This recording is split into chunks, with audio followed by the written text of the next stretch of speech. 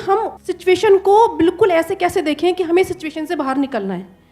कि मान लो हमारे पास बार बार कोई प्रॉब्लम आ रही है, हम उसे फेस कर रहे हैं, फिर जो आसपास के हमारे सराउंडिंग्स के लोग हैं वो भी टाउंटिंग कर रहे हैं हम पर, नहीं तुमने पहले भी ऐसे किया था, अब फिर तुम फेल हो जाओगे इसमें, तो वहाँ जा करके हम स्टक हो जाते हैं और फिर हमारा कॉन्फिडेंस लूज हो जाता है। हम एग्जैक्टली कहाँ स्टक हो जाते हैं, जिसको आप जो वर्ड यूज कर रहे हो स्टक हो जाते हैं, मतलब आप कह रहे हो कि हम अपनी थिंकिंग में स्टक हो जाते हैं, थिंकिंग में स्टक हो जाते हैं, राइट? कि हम ओवर थिंकिंग में चले जाते हैं, ओवर थिंकिंग, कि हम बैठे बैठे बस सोचते रहते हैं कि ऐसा क्यों हुआ, क्या हुआ, ऐसा नहीं होना चाहिए, कि हमारे में कुछ कमी, ऐसा हो गया तो क्या होगा, वैसा हो गया तो क्या होगा, मैं दोबारा भी ट्राई किया नहीं हुआ तो क्या होगा। हम जानते हैं कि पहले भी ऐसा हुआ था, फिर हमने उसे ओवरकम कर लिया, लेकिन बार बार वही चीज आते आते फिर वही ब्रेन का जो कंफर्ट जोन है हम फिर वहीं स्टक होने लगते हैं। और जिस कंफर्ट जोन की आप बात कर रहे हो वो एक्चुअल में ओवर थिंकिंग वाला जोन है। ओवर थिंकिंग वाला जोन है, मतलब बैठे बैठे बस सोचते रहते हैं जैसी हमारी कंडीशनिंग हुई कर है, कुछ नहीं पाते हैं, करते भी हैं तो थोड़ा सा करना शुरू करते हैं, उसके बाद वापस से वो थॉट्स हमारे ऊपर हावी हो जाते हैं, राइट? यही आप कह रहे हैं। राइट सर प्रॉब्लम जो है इतनी ज़्यादा, क्योंकि एक्चुअली क्या लाइफ में अगर कुछ अच्छा होता है तो शायद हम प्रॉब्लम से इजीली निकल जाते हैं, बट बैक टू बैक जब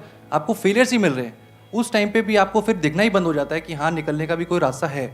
प्रॉब्लम सबसे बड़ी पता है क्या है, कि सबको यही लगता है कि हमारी प्रॉब्लम सबसे बड़ी है। अगर यहां पर मैं एक एक करके सबको बोलूं कि आप बताओ कि आपकी लाइफ में क्या क्या प्रॉब्लम्स आई या अभी क्या प्रॉब्लम्स चल रही है, तो आई एम श्योर कोई सोच भी नहीं सकता कि अच्छा ऐसी ऐसी प्रॉब्लम्स भी कोई फेस कर सकता है क्या। तो इन प्रॉब्लम्स के बावजूद भी कुछ लोग आगे बढ़ पाते हैं, कुछ नहीं बढ़ पाते हैं। That is the big question कि एग्जैक्टली हम स्टक कहां पर होते हैं। क्या हम एक्चुअल में लाइफ में प्रॉब्लम्स में फंसते हैं या उन प्रॉब्लम्स को लेकर के जो हमारी थिंकिंग है वहां फंसते हैं? सबसे पहले ये चीज हमको क्लियर होना चाहिए। तो जो हम कह रहे हैं फंस गए हैं, हम एक्चुअल में प्रॉब्लम्स में नहीं फंसे हैं, क्योंकि प्रॉब्लम्स तो सबकी लाइफ में है, हम एक्चुअल में थिंकिंग में फंस जाते हैं। राइट। ये पॉइंट सुनने में छोटा लग रहा होगा but it is a very big point two understand in life, जो 99% लोगों को नहीं समझ में आता है। हम क्या समझते हैं कि हम प्रॉब्लम्स में फंस गए हैं, क्योंकि the moment you say that, तो जब तक प्रॉब्लम्स रहेगी तब तक आप फंसे रहोगे, और प्रॉब्लम्स कब तक रहेंगी? लाइफ टाइम, जब तक लाइफ रहेगी। Right. But the moment you से कि मैं प्रॉब्लम्स में नहीं फंसा हूं, प्रॉब्लम्स मतलब लाइफ में नहीं फंसा हूं, मैं लाइफ के बारे में जो मेरी थिंकिंग है उधर मैं फंस गया हूं जाकर के, अब मैं उस थिंकिंग को कैसे चेंज करूं? Right. If you say that, तो वो आपके हाथ में पूरा कंट्रोल है। But if you ask me this question कि मेरी लाइफ की जो प्रॉब्लम्स हैं वो कैसे सॉल्व हो, तो उसका कोई जवाब नहीं है, क्योंकि वो कभी नहीं होगा। आज आपकी एक प्रॉब्लम है, वो सॉल्व हो भी जाएगी, कल कोई और प्रॉब्लम आ जाएगी, परसों कोई और आ जाएगी, फिर कोई और आ जाएगी, फिर कोई और आ जाएगी। Right sir. तो कैसे हम अपनी थिंकिंग को चेंज करें? सिंपल, थिंकिंग चेंज हो गई तो सब चेंज हो जाएगा। सब चेंज हो जाएगा, क्योंकि प्रॉब्लम्स को देखने का नजरिया बदल गया तो प्रॉब्लम बदल गई। एक बंदा जिसकी थिंकिंग नहीं फंसी हुई है, उसको आप चारों तरफ से फंसा दो, वो निकल जाएगा। लेकिन जिसकी थिंकिंग फंसी हुई है, उसको आप जा करके दुनिया जहान के सारे रिसोर्सेज दे दो, पूरा का पूरा खजाना भी दे दो, तब भी वो नहीं निकल पाएगा, तब भी रोएगा बैठ करके कि क्या मेरे को चारों तरफ खजाने से कैद कर दिया। अरे भाई खजाना है, कैद नहीं है। देखा ना ऐसे लोगों को जिनके पास में सब कुछ है लेकिन रोते रहते हैं। तो सब कुछ मिलना इज नॉट अ सोल्यूशन। जिनकी लाइफ में कोई प्रॉब्लम नहीं है वो भी रो रहे हैं। सो अब आता है कि इसका सोल्यूशन क्या है, कि we are stuck in our thought process, how to get out of it. तो सबसे पहली चीज ये समझनी है, ज्यादा सोचने से कुछ नहीं होता है, सही सोचने से होता है। अभी सही सोचना क्या है? What is right thinking? Positively, not positively सोचना। इसको भी ध्यान से समझ लेना। पॉजिटिव सोचना क्या सही सोचना होता है? फॉर एग्जाम्पल, आगे आप जा रहे हो, किसी जंगल में हो और आगे दलदल है, और आप पॉजिटिव सोच रहे हो, मेरे साथ में कभी कुछ गलत हो ही नहीं सकता, मैंने ताबीज पहना हुआ है, ये मुझे बचाएगा।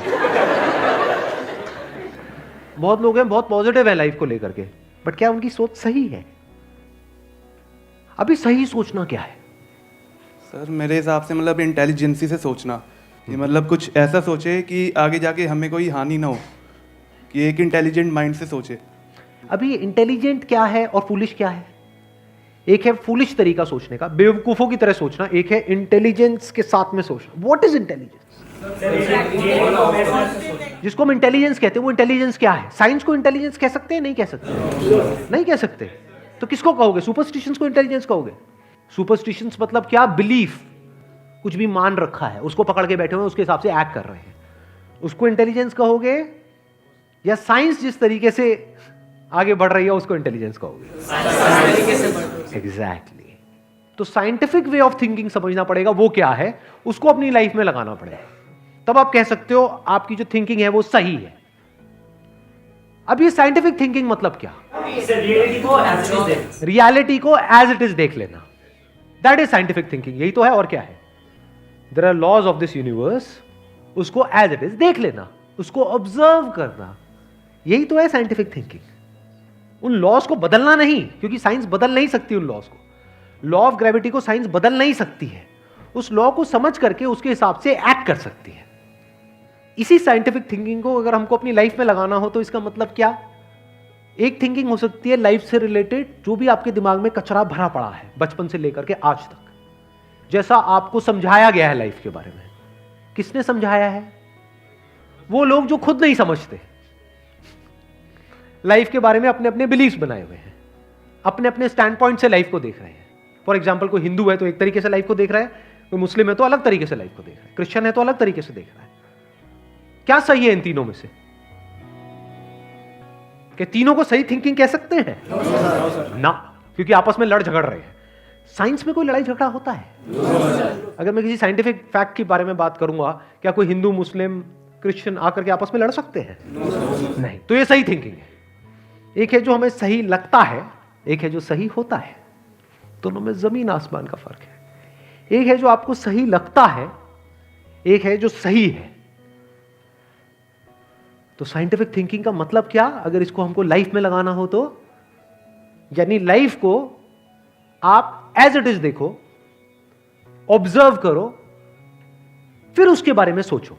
This is scientific thinking. और ये जो फंडा जिसकी मैं बात कर रहा हूं, इसको आप लाइफ के किसी भी एस्पेक्ट में लगा सकते हो। इसको बिजनेस में लगा सकते हो, इसको जॉब में लगा सकते हो, इसको रिलेशनशिप में लगा सकते हो, इसको हेल्थ में लगा सकते हो। बिजनेस क्या है अगर रियलिटी को एज इट इज देखना नहीं है तो? सारे झूठे भरे हैं। अब ये जो आपने कहा कि बिजनेस में सब झूठे भरे पड़े हैं, क्या ये सच है या आपका अपना एक स्टैंड पॉइंट है? अभी इन्होंने बोला कि बिजनेस में सब झूठे भरे पड़े हैं। अभी ऐसे ही यहाँ पे मैं अलग अलग लोगों से अलग अलग बातें पूछूंगा ना, तो सब बड़े कॉन्फिडेंस से बोलेंगे, as if they know it for sure.